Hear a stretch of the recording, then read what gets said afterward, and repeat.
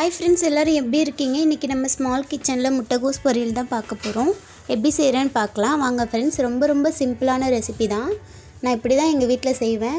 So நான் செய்கிற recipe உங்கள் கூட ஷேர் பண்ணிக்கலான்னு நினைக்கிறேன். வாங்க ஃப்ரெண்ட்ஸ், எப்படி செய்கிறேன்னு பார்க்கலாம்.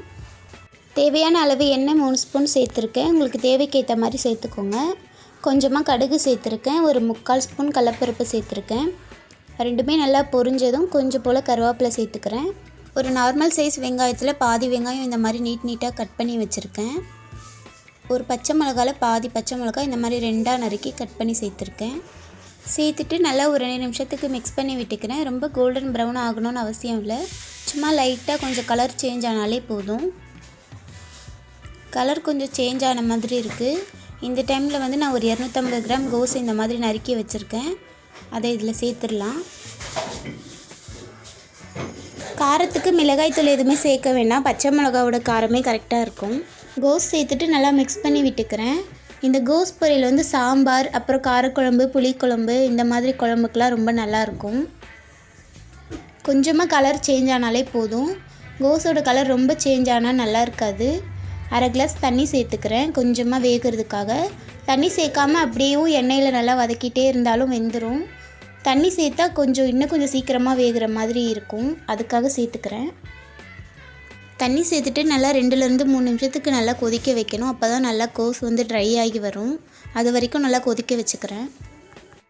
இந்த மாதிரி ஒயிட் கலரில் கோஸ் வேண்டாம், அது கொஞ்சம் கலராக வேணும்னா நீங்கள் ஒரு 1/4 ஸ்பூன் மஞ்சத்தூள் சேர்த்துக்கோங்க. நான் மஞ்சத்தூள் இன்றைக்கி சேர்க்கலை, இப்படியே தான் செய்ய போகிறேன். உங்களுக்கு வேணும்னா நீங்கள் மஞ்சத்தூள் சேர்த்துக்கோங்க.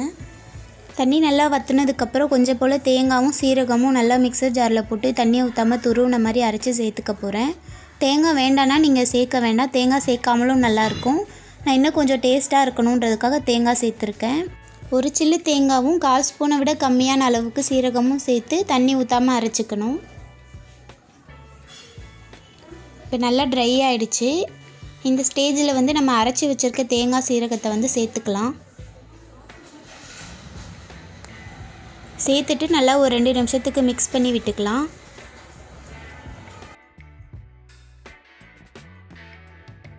கோஸ் நல்லா வெந்துருச்சு. ஸ்டவ்வை லோ ஃப்ளேமில் வச்சுட்டு மிக்ஸ் பண்ணி விட்டுக்கோங்க. இல்லைனா தீஞ்ச மாதிரி ஆகி கலர் சேஞ்ச் ஆகிடும். தேவையான அளவு உப்பு சேர்த்துக்கிறேன். 1/2 ஸ்பூனுக்கும் கம்மியாக உப்பு சேர்த்துக்கிறேன். உங்களுக்கு தேவையான அளவு உப்பு சேர்த்துக்கோங்க. சேர்த்துட்டு மிக்ஸ் பண்ணி விட்டுக்கிறேன். அவ்வளோதான், நம்ம கோஸ் பொரியல் நல்லா சூப்பராக ரெடி ஆகிடுச்சு. நீங்களும் செஞ்சு பார்த்து எப்படி இருந்துச்சுன்னு எனக்கு கமெண்ட்டில் சொல்லுங்கள் ஃப்ரெண்ட்ஸ். நிறையா ஃப்ரெண்ட்ஸ் நம்ம சேனலுக்கு உங்கள் லவ் அண்ட் சப்போர்ட் கொடுத்துட்ருக்கீங்க. அவங்க எல்லாருக்குமே ரொம்ப தேங்க்ஸ். புதுசாக நம்ம சேனலை பார்க்குற ஃப்ரெண்ட்ஸ் எல்லோரும் நம்ம சேனலுக்கு வீடியோ பிடிச்சிருந்தா கண்டிப்பாக மறக்காமல் உங்கள் லவ் அண்ட் சப்போர்ட் கொடுங்க. Bye friends.